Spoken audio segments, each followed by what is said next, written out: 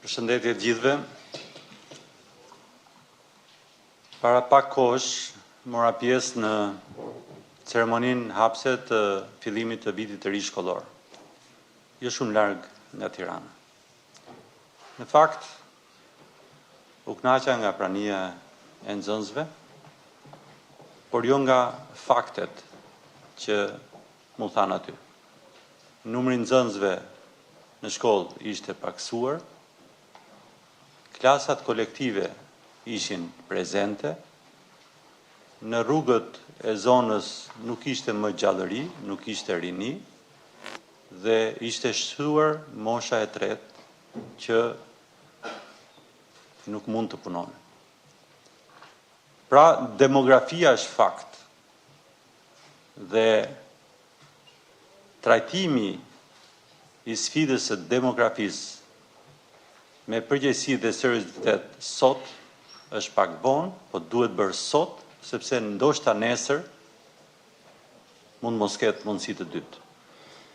Të nderuar akademik, studiues dhe pjesëmarrës, të nderuar kryetari i Akademisë Shkencave dhe Arteve të Kosovës, të nderuar të huaj të pranishëm, zëvendës kryetari i Akademisë Shkencave të Shqipërisë, akademik Angjeli, nderuar ministre, nderuar guvernator, të nderuar miqë të ftuar.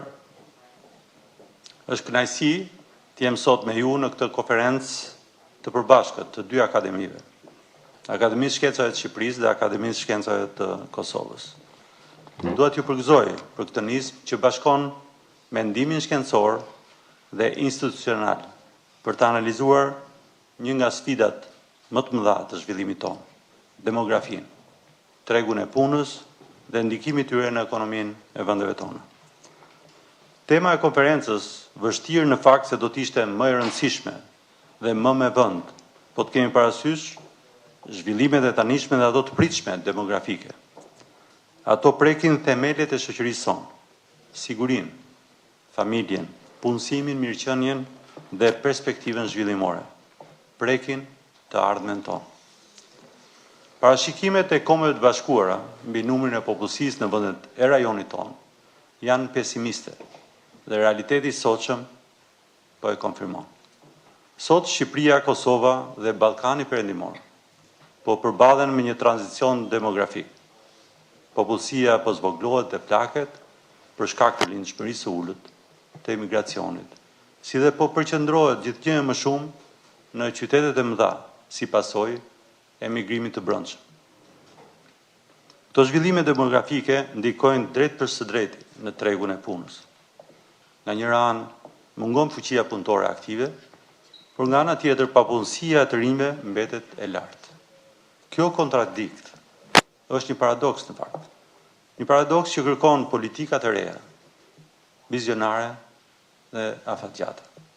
Ndërkohë, tregu i punës ka nevojë, ka kërkesa të mëdha për punonjës me aftësi të reja në teknologji dhe informacion, në shërbimet specializuara, në inovacion. Ky është një ndryshim strukturor në fakt, që kërkon përgjegjësi në menaxhim, që zhvillimi të ruaj karakterin social dhe kohezionin kombëtar. Zhvillimet negative demografike nënkuptojnë sfida serioze, jo vetëm për ekonominë, por edhe më gjerë, për sigurinë tonë kombëtare.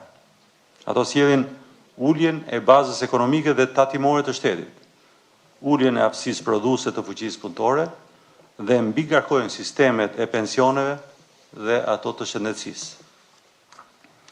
Shpopullimi i zonave rurale dhe kufitare dëmton kohezionin social dhe kontrollin territorial, ndërsa emigracioni i të rinjve zvoglon kapitalin njerëzor dhe kapacitetin mbrojtës të vendit.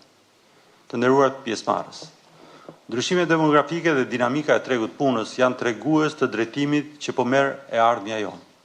Nëse i kuptojmë drejt dhe i paraprim këtyre ndryshimeve me strategji afatgjata dhe politika të mirë menduara e të koordinuara, ato mund të kthehen nga sfida në mundësi. Vlerësoj faktin se në Shqipëri dhe Kosovë janë hartuar dhe po zbatohen strategji dhe politika afatgjatë. Ato promovojnë rritjen e linçmërisë, përmirësimin e cilësisë së jetës, kujdesin ndaj të moshuarve, si dhe integrimin e faktorëve demografik në planifikimin ekonomik kombëtar. Vëmendje kushtohet edhe aftësimit të fuqisë punëtore, reintegrimit të qytetarëve të kthyer nga emigracioni, frenimit të braktisjes së zonave rurale dhe përdorimi të diasporës për investime dhe zhvillim të qëndrueshëm në vend. Por politikat e strategjitë duhen jo vetëm të zbatohen me përpikmëri e pavonesa dhe efektshmëria e tyre duhet matur.